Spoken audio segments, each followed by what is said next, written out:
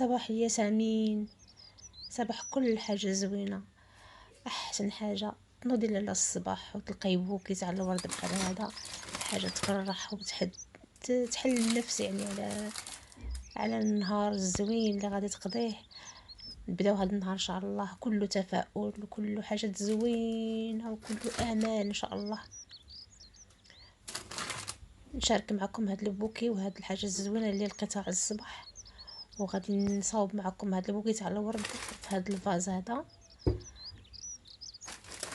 غادي نوريكم كيفاش غادي نديروه في الفاز مع الماء والبرودوي ديالو.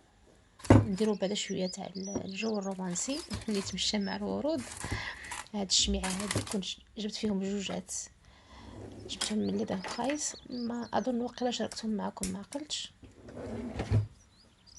هما هما فاز مصاوب من الطين وفيه هاد الشميعه هادي كبيره تعطي الضوء مزيان، تعطي واحد الجو رومانسي واعر واعر.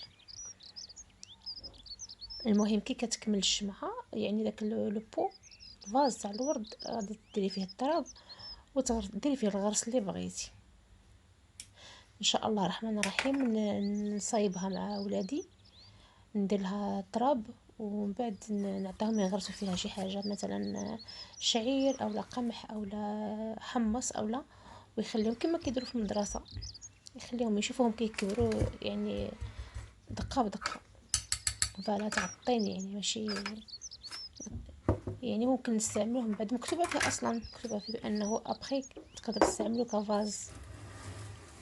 فوالا شعلنا الشميعه ديالنا، درنا جو رومانسي كيف ما كتشوفوا.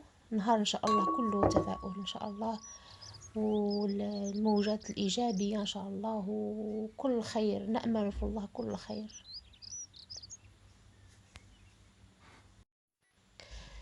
كناخد شويه تاع الماء، انا خديت الماء من هاد القله او الخابيه تاع الماء، كنشربوا منها، والماء ديالها زوين يعني ما كيكونش فيه الكركير.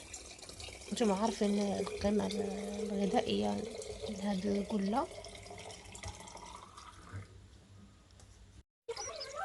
ندير الماء في الفاز ديالي ديال الورد، وناخد الوريضات ديالي ونحل غصان. غادي نلقى معاهم هذاك البرودوي كلور اللي كيجي معاهم كيدار في الماء باش كيحافظ شويه على الورد، يبقى لمده طويله يعني. كلشي موضح يعني موضحينه في هذاك الساشي نتاع هذاك البرودوي. فوالا ناخذ هذاك الساشيه ونخويها في الماء.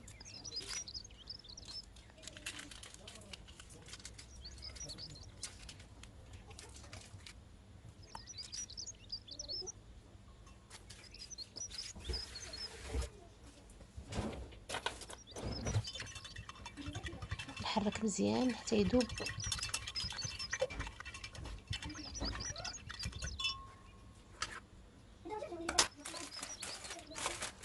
غنخرج الرويضات ديالي من الكاس ديالهم ونبدل. فوالا هما الرويضات ديالي على مزيناتهم. درنا هما وريضاتي خرجتهم من البابي ديالهم. غناخد وحده، غنحاول نشدها بمقص ونقطعها على الجنب بحال هكذا، منقطعهاش ضغوه، نقطعها مايله شويه ونديرها في الفاز ديالي في الماء. غناخد وحده اخرى نفس الشيء نقطعها. هذه كنلاحظ ما عندهاش الوريقات لتحت، نفس الشيء نمشي بنفس الطريقه مائله بحال هكذا. فوالا ونحيد لها الوريقات. لا المهم خص الوريقات ما يدخلوش في الماء، لانه غيضيعوا غيغمالوا ويكحلوا ويضيعوا الماء، غيضيعوا الماء. فوالا خلينا الوريقات الفوق باش يعطي واحد الجماليه.